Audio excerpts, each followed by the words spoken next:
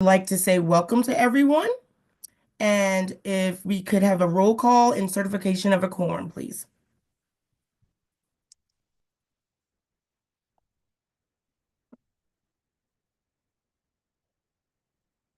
Janice, we can't hear you. Sorry about that. Town of Ashland, Miss Amos. Charles City County, Vice Chair Adams, Mr. Mitchell. Chesterfield County, Miss Smith, Here. Mr. Banuelos. Hanover County, Mr. Badunas. Here. Henrico County, Miss Smidler, Mr. Yor. New Kent County, Miss Inman. Here. Good morning. Good morning. Powhatan County, Mr. Shardine. City of Richmond, Chair Clark.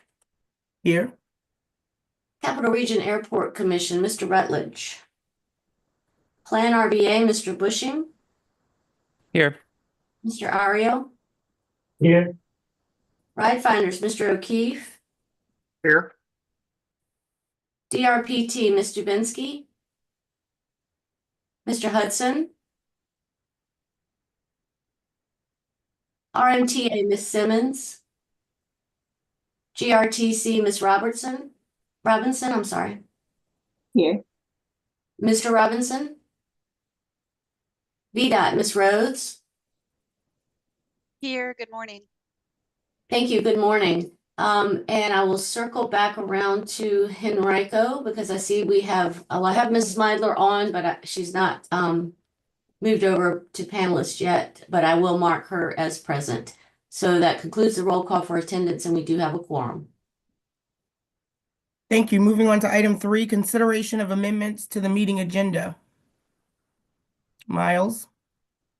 We don't have any today, Madam Chair. Okay, thank you. Approval of our November 12th, 2024 TAC meeting minutes. I'll move for approval. Thank you. Second, Barb. Thank you, Joe and Barb. All those in favor of approval of the minutes, please state aye. Aye. Aye. Anyone opposed? That motion is approved. Thank you. Open public comment period. Have we had anyone submit for comment? We have not. Okay. Moving on to tax chairman's report.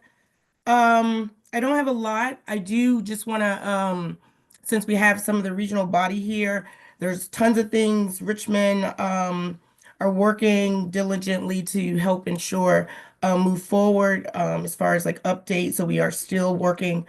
I appreciate everyone for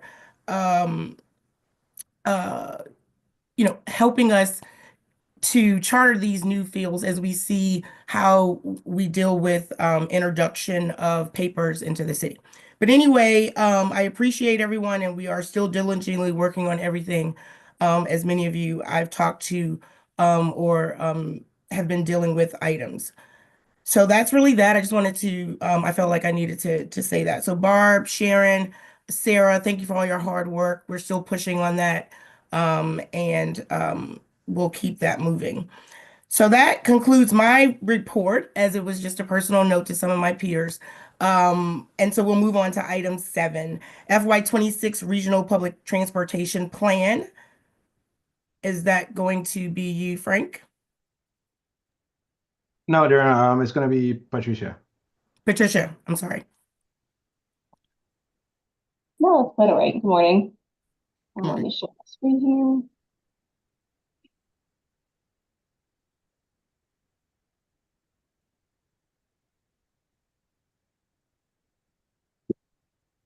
All right.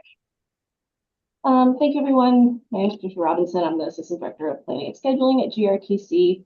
And I just wanted to run you through starting conversations for our Regional Public Transportation Plan, our fiscal year 2026 update. So we're going to be doing a little bit of a project overview, followed by the 26 priorities, and breaking it down by mode. And so we have microtransit, fixed route, as well as capital projects. So just a quick overview. I feel like everyone in this group is probably familiar, but anyone watching at home, if they have any questions or may not be familiar with the start of CVTA, I figured I'd do a quick overview. So spring of 2020 was the creation of CVTA, which was a bill passed by the Virginia General Assembly. The legislation directs GRTC to collaborate with Richmond Regional Transportation Planning Organization, or RRTPO, and it provides a update for service priorities for FY26, as well as ultimately providing CVTA with a funding strategy plan for FY26.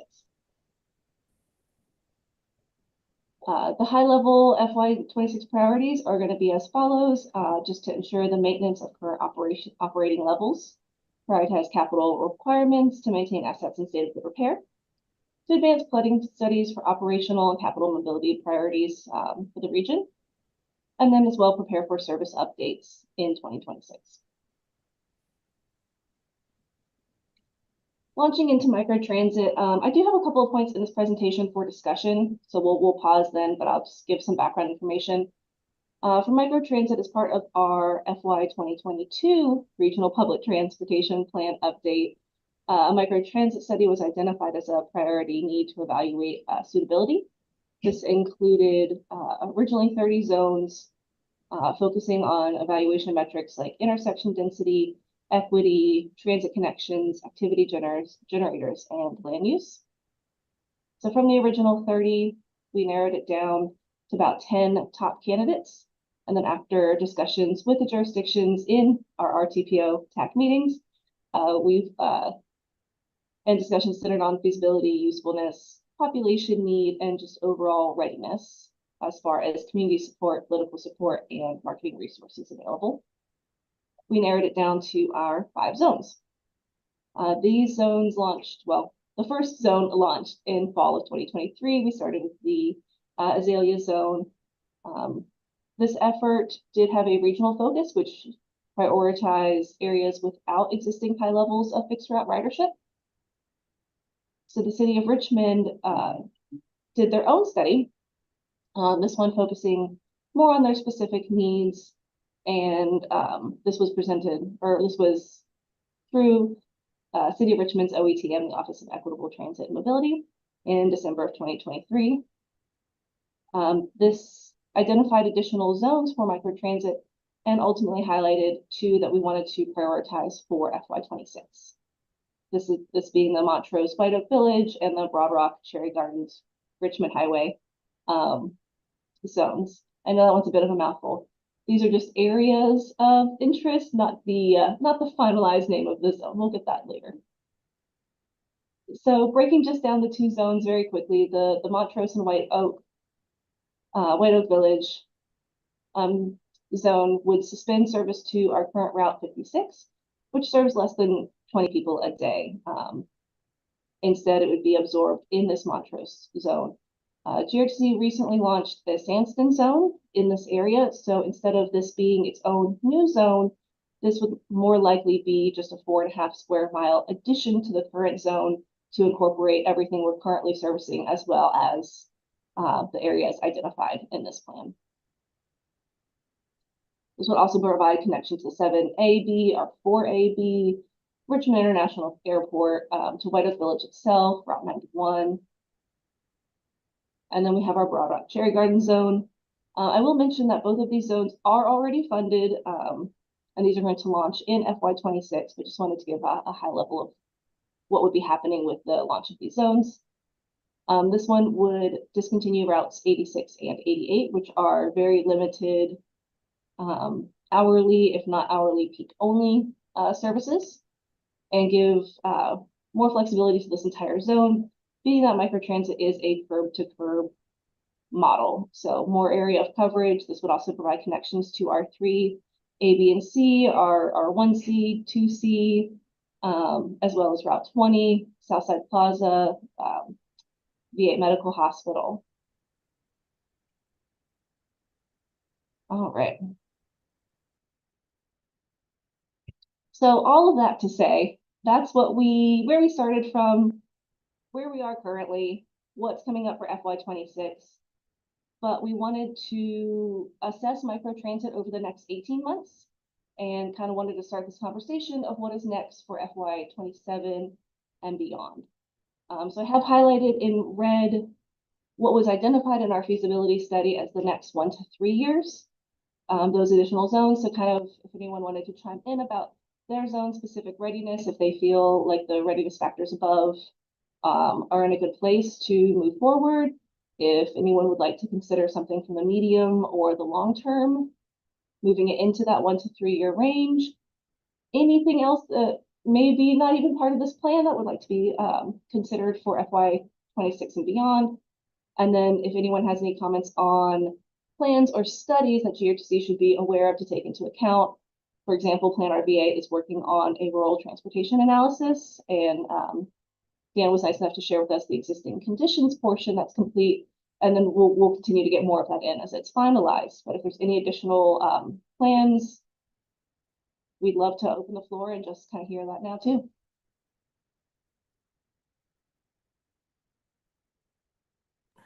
Thank you, Patricia. This was a very awesome presentation.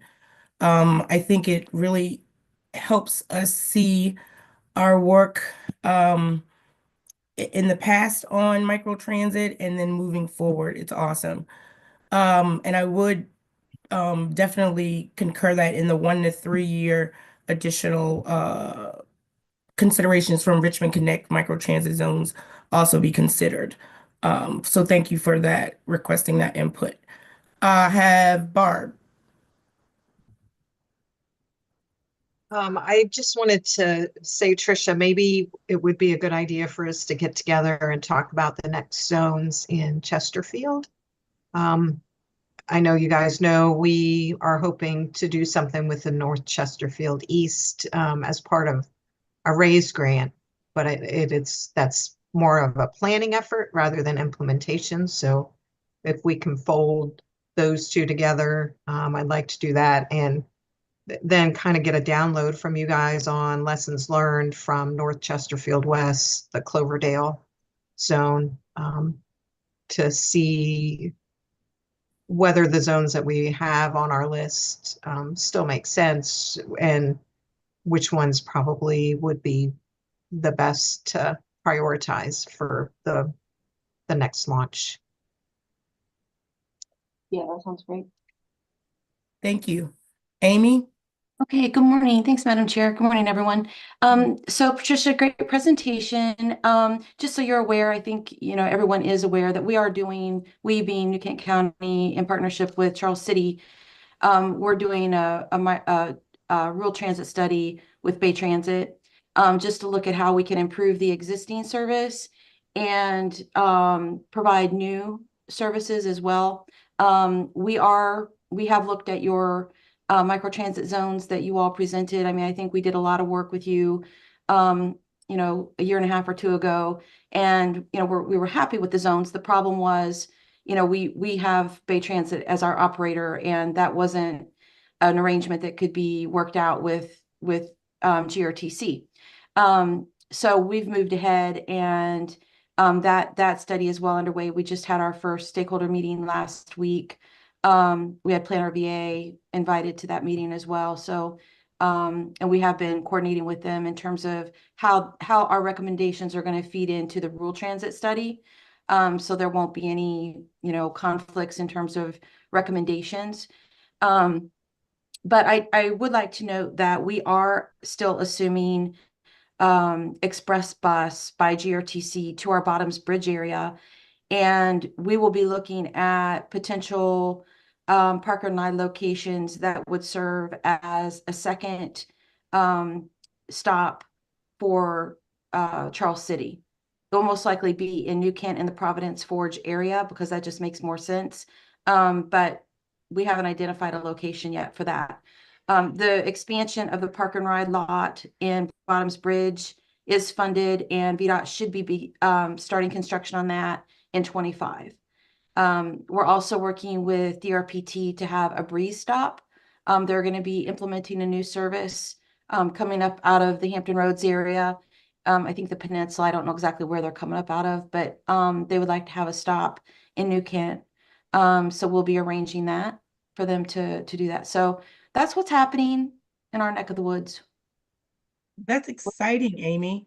Mhm. And I think it's a great, do we have any additional questions? Because it leads us right probably into for Patricia to go into the fixed route, which I think probably is where the express route would go, and then the capital. So Patricia, if you want to go ahead and move to the next portion, that would be great. And do. So next up is our fixed route. So this list that we're looking at here is originally coming from GRTC's Transit Strategic Plan. So as everyone's aware, that's our DRPT requirement to create a 10-year forecasting plan that is both fiscally constrained as well as highlights service priorities. So that plan took into account jurisdictional feedback, GRTC executive team, admin feedback, operator and operations feedback, as well as general public. And that's kind of our kicking off point for this discussion. So while things are put into fiscal years, this does give us an opportunity to prioritize things at different levels. We can shift things around based on readiness, or if jurisdictions feel like they are a high priority or low priority. For example, to get us started, things in our green box is FY27. You'll see the Pulse BRT extension to Parham, as well as the 19 going to Parham, and our 50 changing alignment a little bit to realign and be the underlying service for the Pulse GRTC. So things like those we would want to keep together, but those will more than likely all be in FY28 instead of 27, just based on construction timeline. Things in 26, we obviously want to pair the creation of microtransit zones and the replacement of current fixed routes together. They go hand in hand so that there's no service loss. But we did want to just check everyone's opinions and comments, things such as maybe the Route 5 replacing Route 77, since there is no service change there, isn't of the highest priority. That could be something that we focus on later. The Pulse BRT headway increase, if we're getting since we are getting the articulated buses, that might take some weight off of it. So that might not be as high of a priority.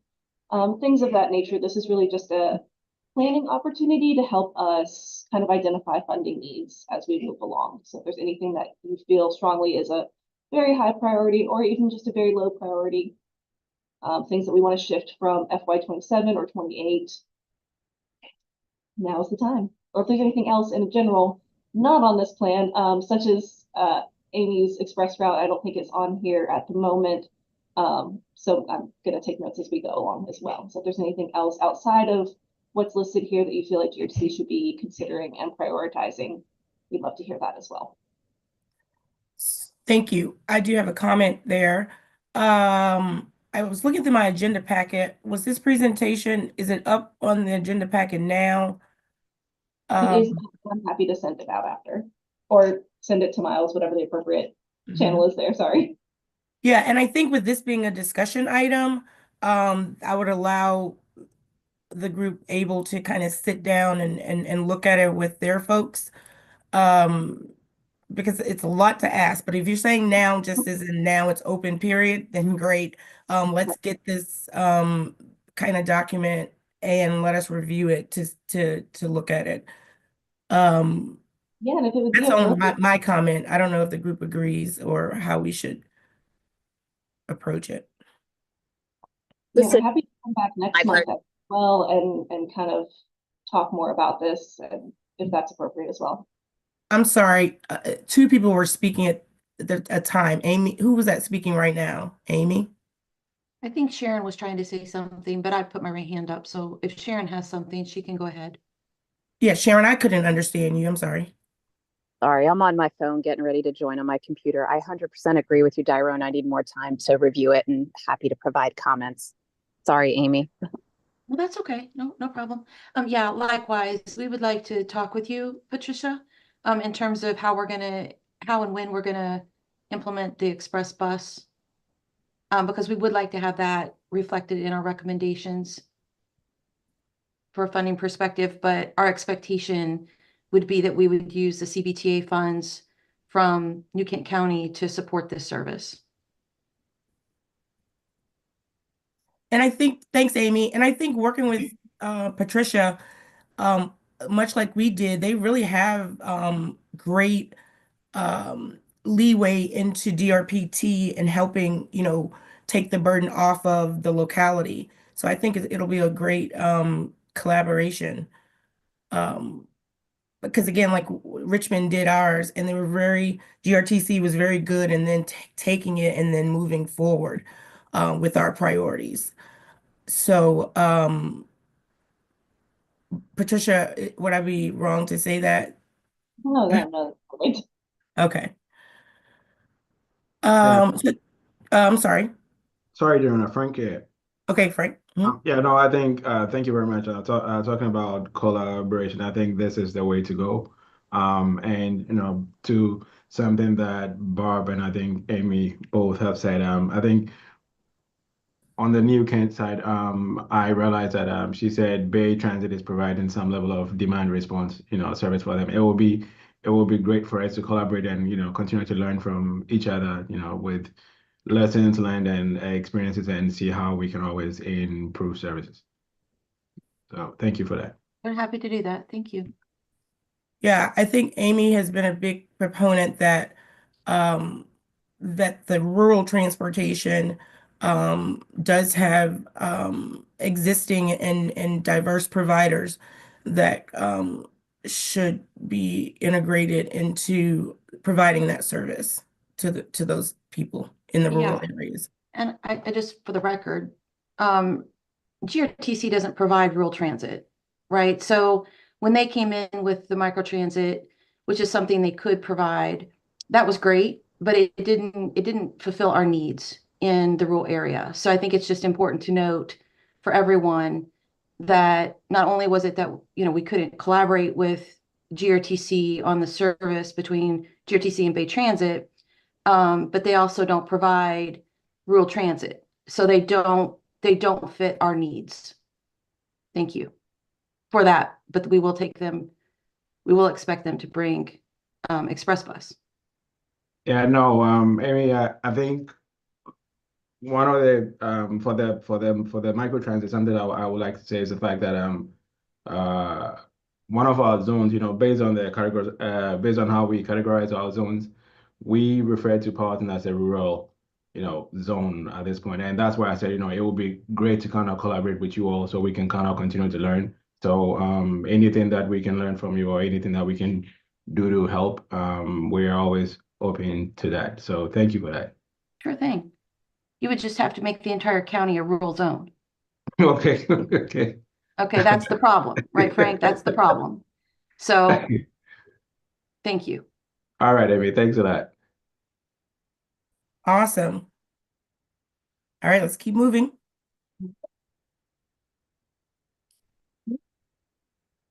Here we go. Next up, we just have our capital projects.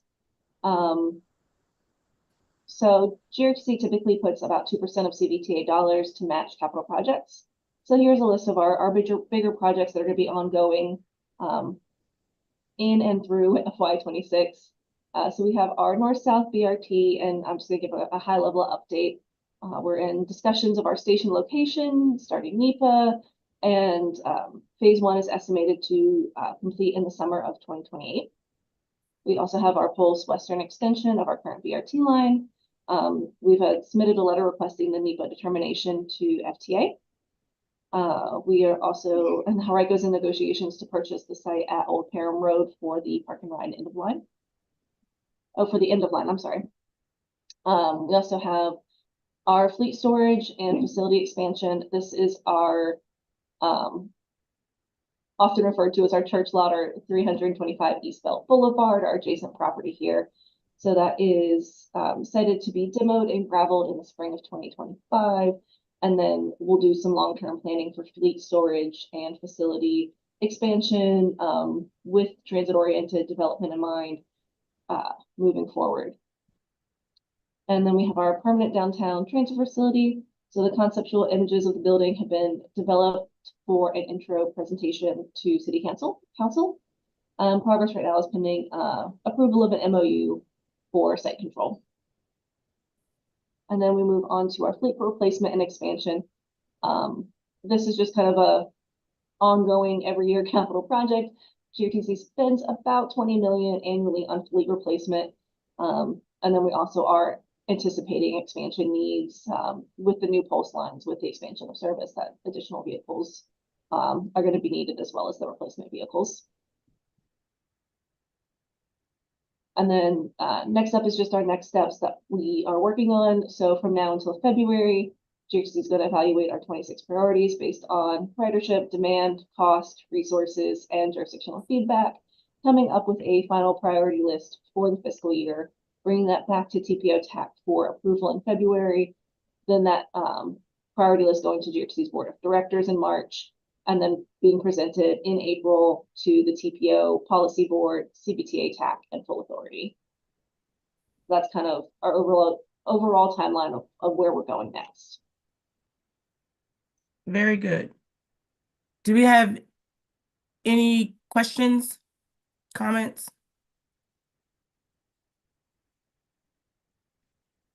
All right, Patricia, is that it for you? That is. Thank you.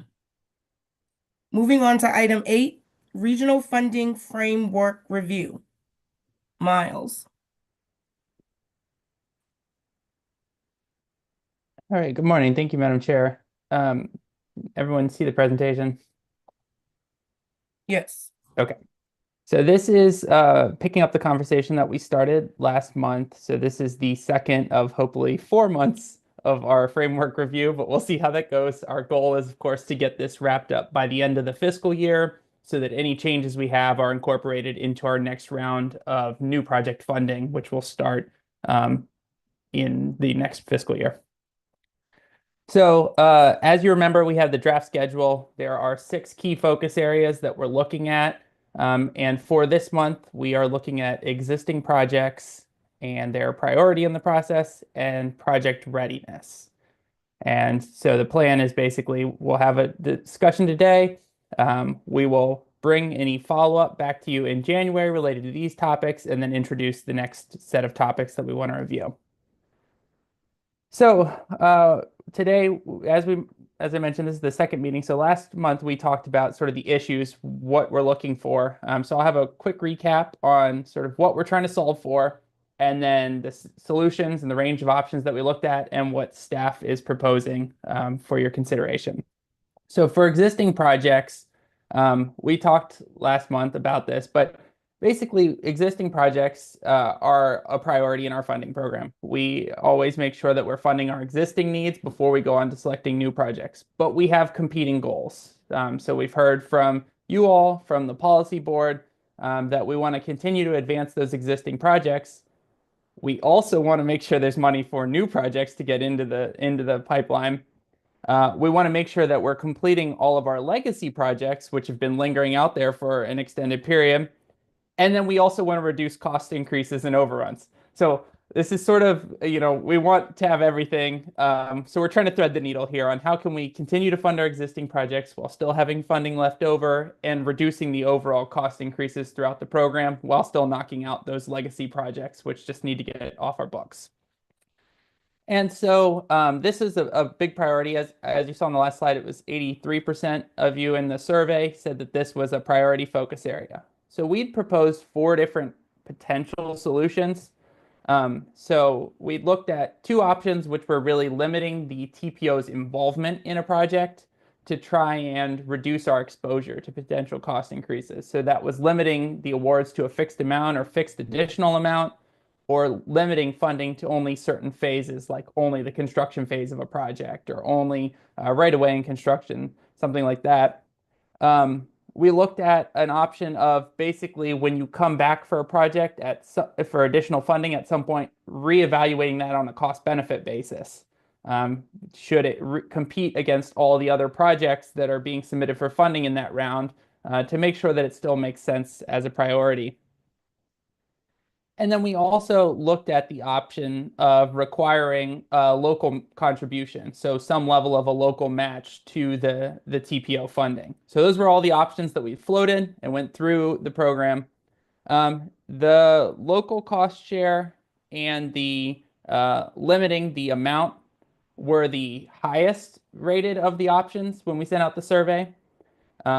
So what we did was we tried to take a look at those and how we could best sort of encompass that in a solution. So what we're proposing is a soft cap. So to try and reduce the amount that we go over. So the current process, just as you know, we have up to 10% cost increase just comes to the TAC. Then anything above 10% goes to TAC for a recommendation and goes to the policy board for approval. And so what we're proposing is at 50%, when we exceed a 50% cost increase on the project, trying to limit the categories of projects that are eligible to keep coming back when we get there. Basically trying to set a cap that would reflect a level of project development, which we're starting to get to now that we have better cost estimating. And this is obviously moving forward. I think we all recognize there's not anything that we can do about the projects that have already been developed, that are sitting out there, those legacy projects we were mentioning earlier. So this is trying to solve for moving forward. So why the threshold of 50%? What we did was we looked at the AASHTO cost estimating ranges, and this is in the cost estimating manual for the Commonwealth as well, but basically at a scoping level of design, 10 to 30% design, the expected cost increase would be up to 50%. So we felt that that was an appropriate level to try and target. When we did the last review of the overall program, we found that the median increase was about 19% across the program. And we have about 20% set aside in reserve in any given fiscal year, like across the 6 years of the 6-year program. So we have the funding to meet sort of the medium demand. It's these really, really big increases that start causing problems and blowing holes in the overall program. So the thought was if we cap it at 50% and then still offer the flexibility, we can start to rein that in a little bit. So the proposals for categories, and we tried to be pretty broad on these, was 3. So we're proposing the legacy hardship. So basically the projects that have been under development for at least a decade, they've been in the program, they've been active, and they just aren't done yet. We just want to knock those out. So we want to make sure that there's a waiver in place that if those projects need additional funding, we can still give them funding, make sure that we get them completed. And we've done a really good job. This has been a major priority for the region over the past few years. And so we've been knocking out quite a few of those, but there's still a couple more left in the program which may need additional funding.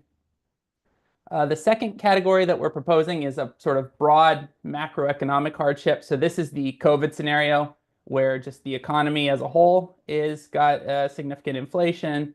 And we're seeing that push a range of our projects over that 50% cap. We want to make sure that we have a flexibility as a program to adjust to those sort of circumstances. And then the third one and the final one is the locality hardship. This is a little different. So the standard practice, and I'll go through the guidelines as they are today, the standard requirement is that the locality has to look for funding elsewhere first before coming to the TPO. And what we're trying to say is that 50% cost increase, really we want to say that that is limited to circumstances where there is no other revenue. So just like the TPO has to make trade-offs between different existing projects, moving things forward. When we're hitting that 50% level, we're asking for localities to also take a hard look at, is there other projects and can we shift funding internally as well? So that this circumstance would basically be where the deficit exceeds local transportation revenues altogether. And so we would just ask for you to put that as part of an application saying, hey, we have a $3 million deficit. We've only got $500,000 in local revenues. There's absolutely no way we could meet this need. So that's the goal. And those are the 3 proposed waiver categories that we had in mind. So this is just the section of the framework document as it exists today. Basically what we have is the cost overruns should generally be covered with funding outside of the TPO. If there is no funding, the sponsor can submit the request during the application window. Up to 10%, it goes to TAC. Up to that 50%, it would just go through the TPO with TAC making a recommendation to either fund it, scale it back, recommend using other funds, or potentially even deselecting the project. And then this is the new section. So it would basically say if it exceeds 50% cumulatively, then it can only be considered if it meets one of those three criteria. And we're just trying to lay it out in the document. So the proposal would be to add this section into the document. And again, the goal here is to set a soft cap so that we can try and just keep a little bit more of a tight lid on it while recognizing that we do need to have some flexibility. So that's it for the first section. I'm happy to take questions now, Madam Chair. Thank you. I have a question really quickly. So just going back to to the recommendation soft cap, could you go back to that? Yeah, there. So, okay. Request. And so would these still remain, or would it all be changed to the less than 50%? So the language would all be the same in the framework document. Basically, the only thing that changes is that above 50%, it needs to fall under one of those three categories. But the review process is all the exact same. Hold on, I'm still confused. Say it again. Sure. So any request, the review process would still be the exact same. So once you've exceeded that 10%, it's still the exact same process of staff takes a review, brings it to TAC, TAC makes a recommendation, goes to the policy board. The Okay. only difference is at that 50%, when we bring it to TAC, we're going to say, hey, they submitted it with this waiver and we think it qualifies. And if TAC agrees, then we move it up to the policy board. Okay, so what you're showing here is what the review process would look like with this bold piece added into this process. Exactly. Yes. Okay. Any questions, TAC? Sarah. Vida. Hey, good morning, everyone. Good morning, Miles. Yeah. Can you, I probably missed the memo on this years ago, but what informs the tax action at 10%? You mean why Yeah, I'm it's a sorry. TAC only decision? Yeah, let me re-articulate the question. So TAC can make a decision on projects if the increase on the RRTPO commitment is 10% or less. So what if that's just in board policy? Yeah. Correct. That's been in the framework document from before the rewrite, and it was something that carried over when we updated the framework in 2021. Okay. And Sarah, yeah, it's a typical state kind of step in the review process that it's the 10% is typically where the lower group can review it, kind of administratively cut the red tape. It was developed to do that. And so that's kind of industry standard to be at the 10%, or it could even probably be in some of the federal guidance. Okay, thank you. Welcome. Joe? Yes, thank you. Just to clarify, so as it exists today, is there a 50% increase cap? And that's the changes. So there is no cap. So basically, as it exists today, just anything beyond 10% goes back to the policy board, and the only cap is if the policy board says no. So what we're trying to implement is that soft cap where we can exceed it if it meets those categories, but otherwise try and keep it within that 50%, which, as I mentioned, the median project was only 19% over. So it's well within the range of most of our projects. At this point, it's mostly just the legacy projects that exceed this. So, and I apologize if I'm not getting this, but so the bottom two line items, those are both new proposals? Sure. So I guess, and this is probably my fault for how it's presented, but basically the third line is basically currently anything above 10%. All this is trying to say is rather than TAC making the decision, it goes to the policy board. And the difference is that at 50%, then we want to add an extra step where it's got to meet one of those three categories. Got it. So, yeah. And Miles, okay, yeah. Because I was kind of asking that. So now, Joe, thank you for that question because it did bring clarity. And so I guess one question would be, Miles, do you think the policy board is going to be okay with 50% increase?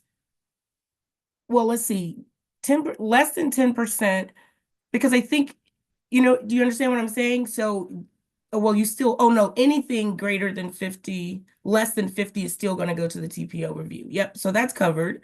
So yeah, the last two boxes are new. And replaces again the greater than 10% used to have to go through all three. And now it's just giving it a cap on the end of it to create an additional category. Any other questions? I probably made people more confused, but I think No, you didn't.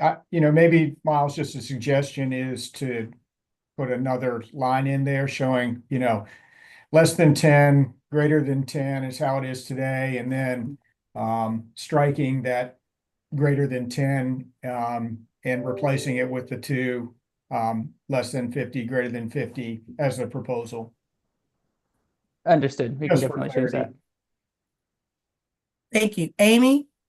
Okay, yeah, this makes sense to me to some degree, but I guess my question, Miles, is what's the issue with taking it to the TPO if it's under 10%? Is it just because it's not a big amount and we don't think their review is needed, or why wouldn't the TPO board want to see this and be transparent with the public?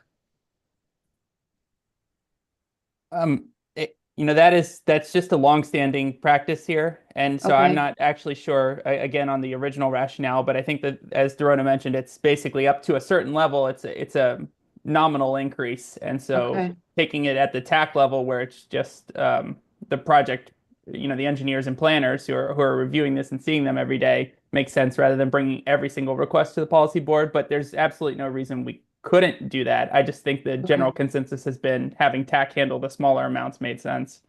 Okay. So this is just the standing practice, the way it's been. You just Correct. historically have it. Okay, okay. I see.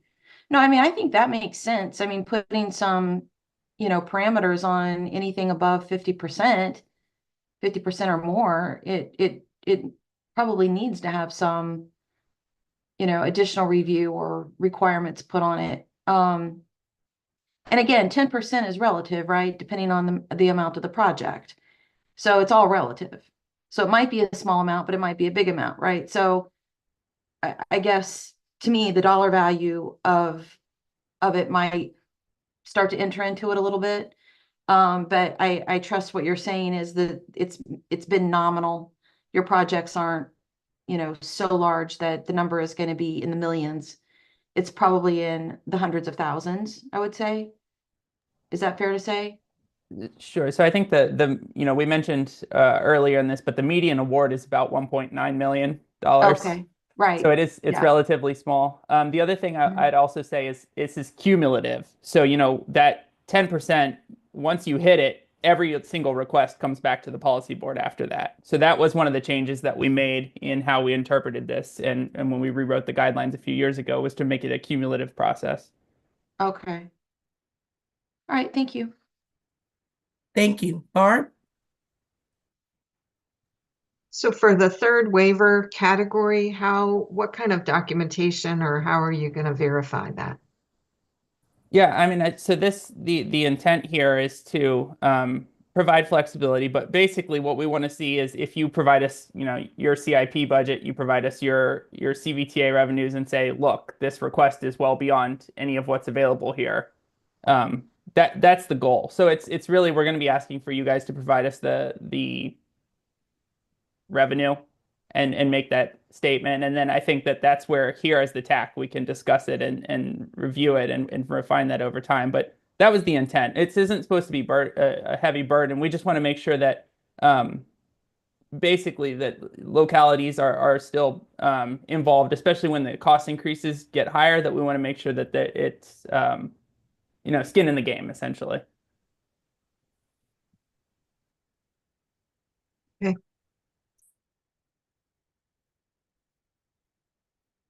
Well, I think that this was very helpful. Let's see what And this was a discussion item. Do we Thank have you. any other additional questions for Miles? I do have a second item Oh, that we yes, need to second cover as set. part of this. Yep, sorry. Okay. Next. So thank you for that discussion. So the second part of this that we wanted to cover was project readiness. So the discussion that we've been having around project readiness is really, I mean, it's been happening on the CVTA side and the TPO side, but basically when we're selecting projects, are these projects that are actually ready to move forward right then, or are we selecting them a little earlier? Are they adequately developed? Should we be giving extra points for projects that are more developed? Kind of looking at a way to promote projects that have more study, more review that's already been undertaken. And this was the second biggest priority from the initial surveys. So we looked at a handful of solutions here as well. So the first step, one was basically be like SmartScale and require full-fledged documentation of all your readiness and your approvals. That one, we've heard a lot of comments mixed on that, but basically nobody really likes all of those requirements, and we don't have as much money as SmartScale, so it didn't really seem to make a lot of sense. The one that got the most support was including readiness and scores, so finding a way to add readiness to the cost-benefit scores to encourage the completion of studies, warrants, etc. before we move forward. Deductive points for past performance. So that is like what's in the TAP program. So if you haven't been delivering your projects on time and on budget, then there's deductive points. Nobody liked that one. That was definitely the bottom of the pack. And then the last one is another like requiring local cost sharing on projects, because by putting local money on it, it incentivizes having the projects ready to move forward. So we looked at these options, and what we're recommending is looking at an option for bonus points for readiness. So basically we have the cost benefit score, which is assessing strictly the merit and the cost of the project. The readiness factor would then be added on after the cost benefit calculations. So basically, if you have the supporting documentation ready, it helps get your project further along and bumps it up the ranking with a maximum of 10 points. So there's obviously the cap on benefit is 100. Cost benefit, there's no real cap because it's all relative to the cost of the project. So that can go up significantly, but then up to 10 points added on. So a little bit of a boost for the projects that are ready. And what we were looking at was we went through the SmartScale, the technical manual, and pulled out all the documentation that looked like was required for the various SmartScale projects. And this part was really just me taking a stab at it, but trying to determine which ones would be more important or less important for readiness and try and weigh those to give those bonus points. And so obviously it would be capped at NEPA complete 30% design. You get the full points because that project's as ready as it's going to get without getting the next phase of funding. IARs at 7, operational analysis or feasibility studies at 5, and then turn movement count, signal justification, and just LRTP inclusion were all at 3. So these again were based on the SmartScale documentation requirements, and we were just trying to find a way to include these as a bonus, as an incentive to getting some of this documentation done before coming and requesting funding for the project. So I'm happy to answer questions. It's the last slide I have on this one. Thank you, Miles. Sarah? Yeah, so would points be cumulative? So for example, like the operational analysis typically includes turning movement counts. So, yes. So okay. if we had, and I think the reason we were trying to pull it out is because they could be done separately. But yes. So if somebody's already in the LRTP and they completed the IAR, they can get the full 10 points. 10 points. And okay. Max out. So the goal is basically just to try and get some of the ducks in a row. Sure. So yes. Okay, thank you. Yeah, and just quickly, that was one of my questions was answered, which was the max out point of it. Because I'm like, if we're ending it at 10, so you max out on getting to 10. So that was mine. Barb? I would suggest lowering the value of LRP or LRTP inclusion to 1. I don't feel like that's really a study so much. Yeah, anyway, that's my reaction. Yeah, I could agree with you, Barb, because I think it should be required. So we shouldn't reward them for, I mean, I don't know. I think it could be either way. Amy? And some projects you really don't need to have in the LRTP, you know. Yeah. So, and if I can, I think the in the smart scale guidelines, LRTP inclusion is just for the transit projects. Like, I mean, for everything, you're required to have the endorsement from the TPO, but I think it's just transit projects in particular that have to already be identified in there, and I'd have to go back and double check. But we could definitely lower that. This does also, in another way, incentivize some of those bigger regional projects to come into the funding pot by giving those extra points. So that is, it's kind of serving two purposes by giving some incentive to the LRTP included projects. Yeah, I was speaking that, then I was like, yeah, I don't know what I'm saying, but Amy? Mhm. Yeah, I agree with Barb. I think that should at least go down to a 1 on the LRTP inclusion. My other question is the 30% design. Who's going to determine it's 30%? Because anybody can say it's a 30% design and it's really conceptual, right? So who's going to make that value judgment of what's 30%? Yeah, so I mean, I think obviously the first cut would be coming through staff, and then the TAC is ultimately the reviewing body on those. So I think that's you know, if we want to set up a process to figure out whether those are 30% or not, I mean, I think for most of the bigger projects, we're going to already know which ones are coming in. It's the smaller ones that I don't think as a body, we're all going to have as much of a grasp on and a handle on. So that is something I haven't thought through more than staff would take the initial review and bring it to TAC. It's a nebulous, you know, I mean, I've tried to pin down consultants. What do you mean by 30% design? And it's, you know, it's kind of, everybody gives me a different answer. So I just would say that that's a little bit of an arbitrary, you know, decision on, you know, somebody might argue, oh no, I have 30% design. It's conceptual. It's showing basically what we're doing. And other people might think it needs to have a higher level of design. Personally, I think, you know, I think there actually needs to be design and engineering, right? Not just some conceptual with a little bit of with some lines drawn on a map, but some actual engineering and design behind it. So that might be how you can determine whether it's the project readiness. And yeah, Sarah might have some other, or other people might have input on that, but I've always had a hard time, you know, with consultants telling me what they mean by whatever level of percent design they're aiming for. What Thank that you, means.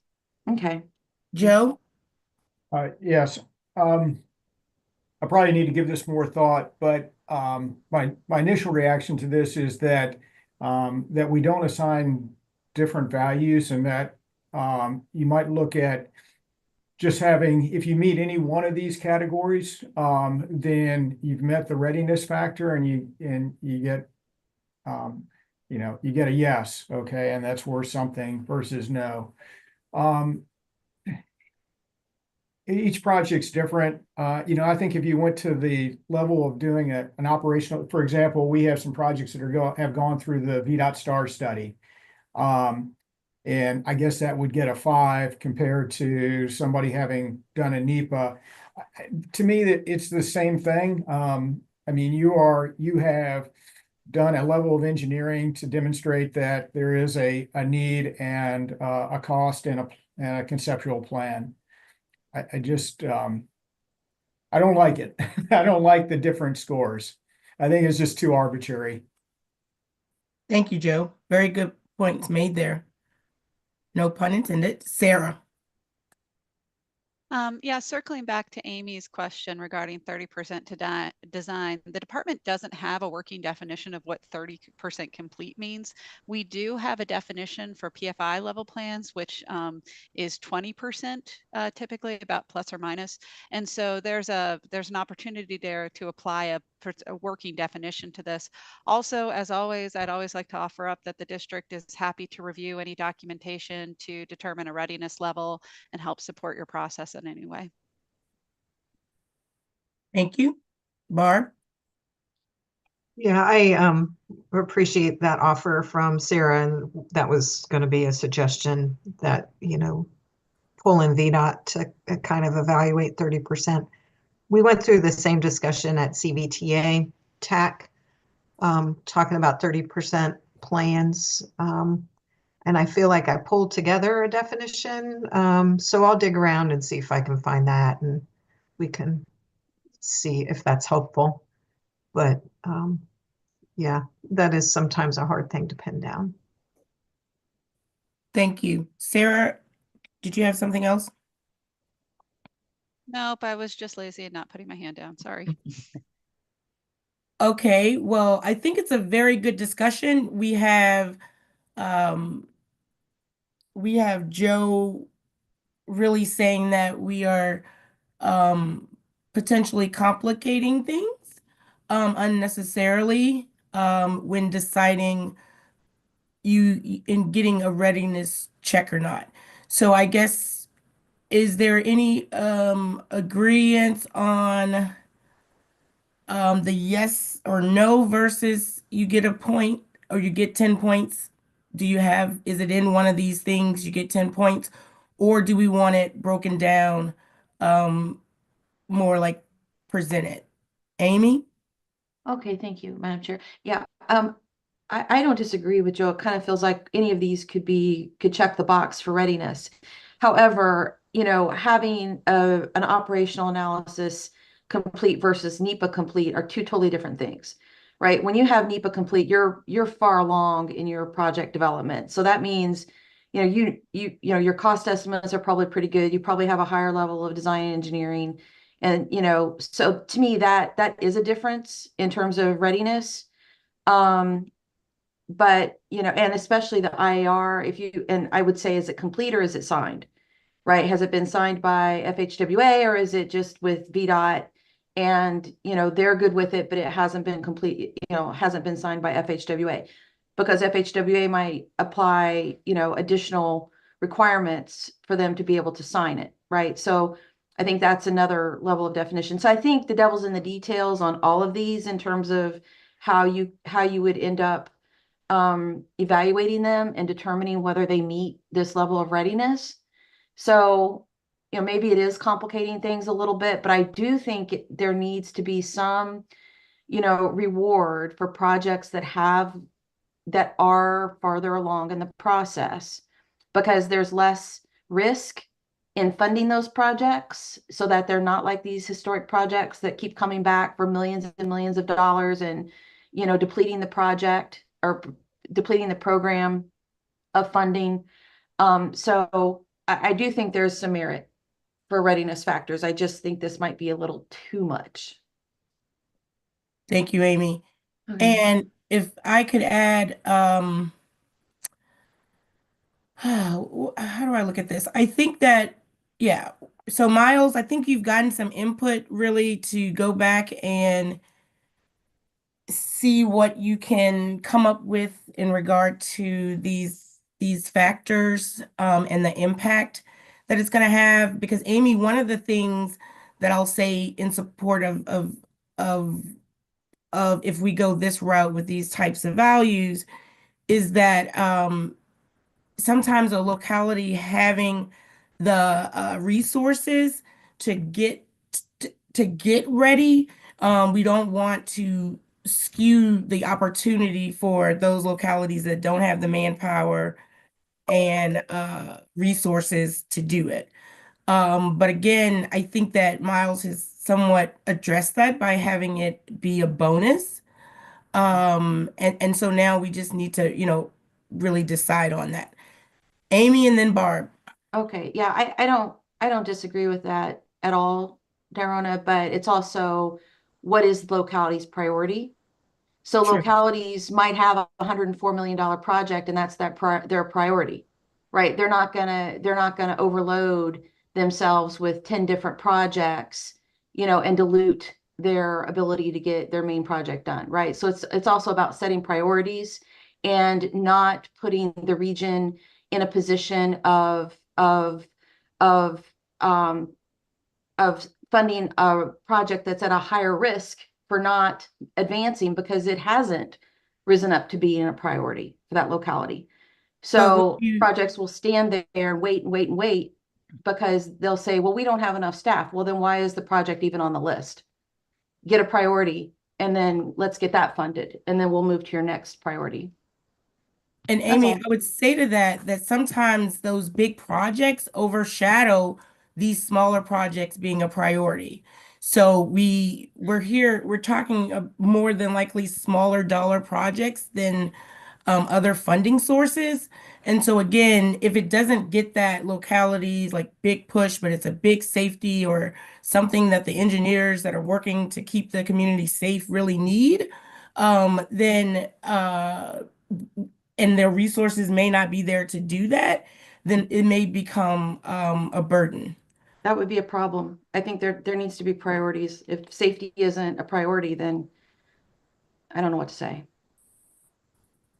But sometimes resources aren't there. Barb?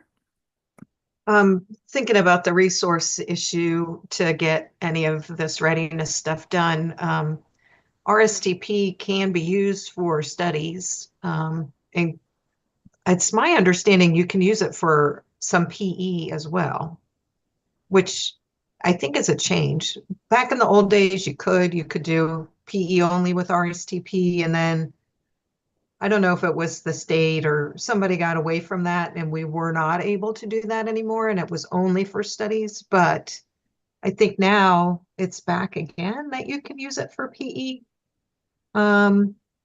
So if maybe we could get some clarity on that, but RSTP is a good source for at least the studies. I'm confident in that. So for smaller localities, you can always, start with study before trying to get the additional money. Thinking about this chart again, I think I would just get rid of LRTP inclusion completely because it's kind of baked in. Like if your thinking was more regional, it's baked into this IAR, OSR, kind of the level of study that someone has done is tied to how regional it is in a way. And I think, Barb, again, it's a study that the person doesn't have the resources to do the draft IAR, but it is in the long range transportation plan in Yeah. regard to that so I think it's a way to balance, um, to create a balance of factors. Okay. Yeah, that's true. Miles? Yeah, so it sounds like, Madam Chair, for next meeting for this one, what we can bring back is, trying to get a little bit more of a complete definition of each of these items and what would count. And then we can take another look at the weighting between them and see if there's other alternatives that might be worthwhile to consider, considering Joe's point and then some of the discussion around the LRTP inclusion as well. And we can bring that back as our follow-up for the January meeting.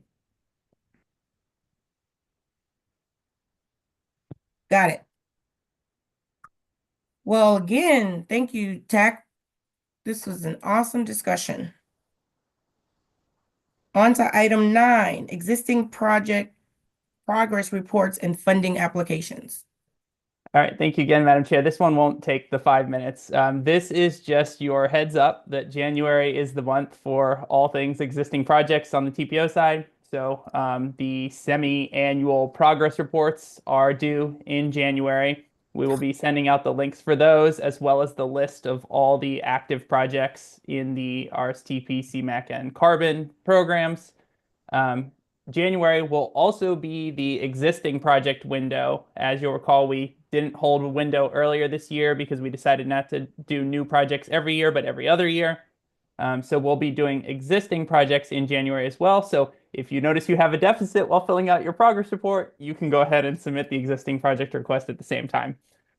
So both of those forms will be coming out. I'll send them out next week. The application windows will open in January, and we'll make sure to send you reminders throughout the month so that we can get those all completed and turned in. So that's all I had on that one. Thank you. Moving on to item 10, Transportation Agency updates. DRPT. Sure. I have a couple updates to share with everybody. First is the DRPT transit applications are live and are closing on February 1st. Second is that 5310 agency notices of intent reminder. All 5310 eligible agencies must submit a letter of intent to apply for funding from DRPT no later than December 31st. I also have a reminder regarding MPO reimbursements that if you're seeking a contract extension, please do so within 30 days of the contract expiring. And if you are submitting final reimbursement on a current MPO contract, you have 90 days to do so from the end date of that contract. And finally, the FY26 5303 funding opportunities have been posted to web grants. And as in years past, these will be closing on May 1st. But if MPOs want to get a head start and get in there and start developing their application for the FY26 cycle, they can do so. That concludes my updates today. Thank you. Thank you. A lot of deadlines. Yeah, a lot of deadlines. It is grant season. Awesome. GRTC.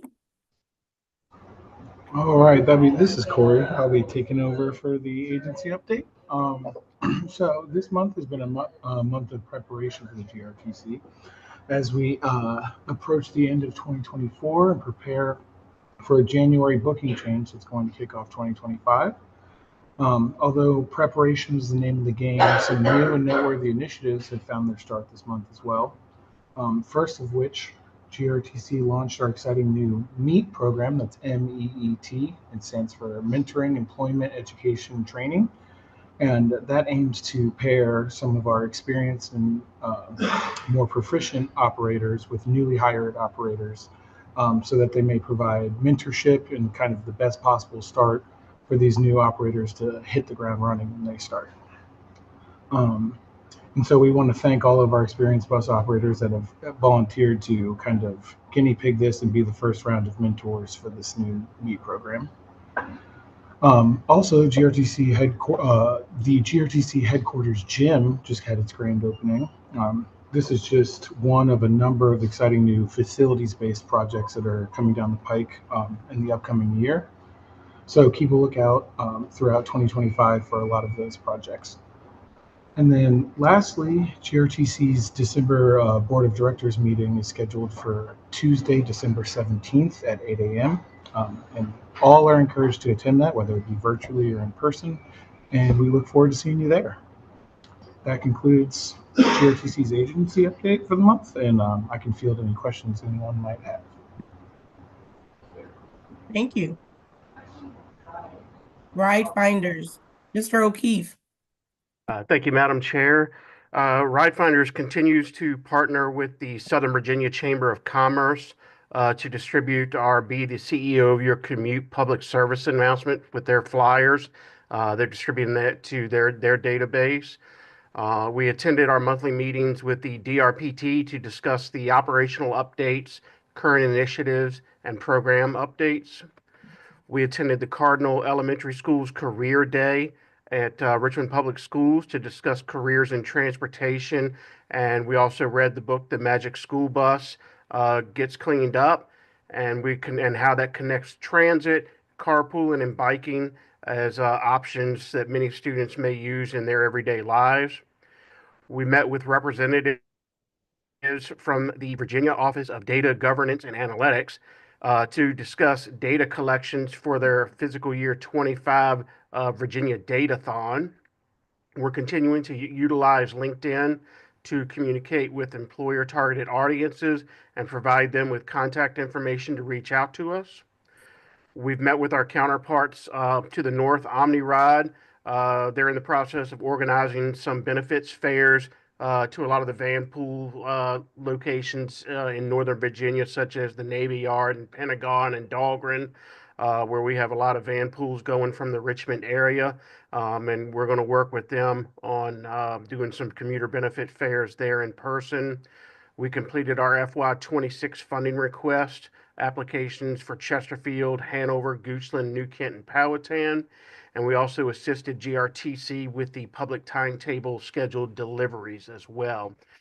With that, Madam Chair, that is the Ride Finders operational update, and I'll be glad to answer any questions anybody may have.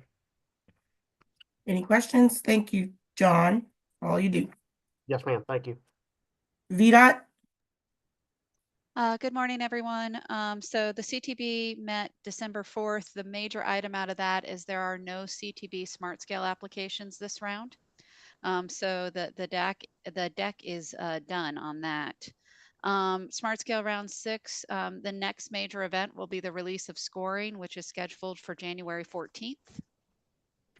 And then there's a bunch of project updates, but I'll just make sure Janice sends you the documents so you guys can review them all. The last piece of news I have for you all, which is very devastating for me, is Nicole Mueller has changed jobs at Richmond District. She is now working in the local assistance program team. She will be working with Hanover County, Henrico County, and Goochland. So those of you that were named, you're very lucky to have her. She is a wonderful asset, but she's her first day is today. So we're very excited for Nicole, but we will miss her terribly in planning. And that's it for me. Thank you all. Thank you, Sarah. All right. Again, reminder to everyone to check out the Plan RVA newsletter. Are there any other TAC member comments? Hearing none. Our next meeting is Tuesday, January the 14th at 9 a.m. Thank you, everyone. This meeting is adjourned. Thank you. Thank you.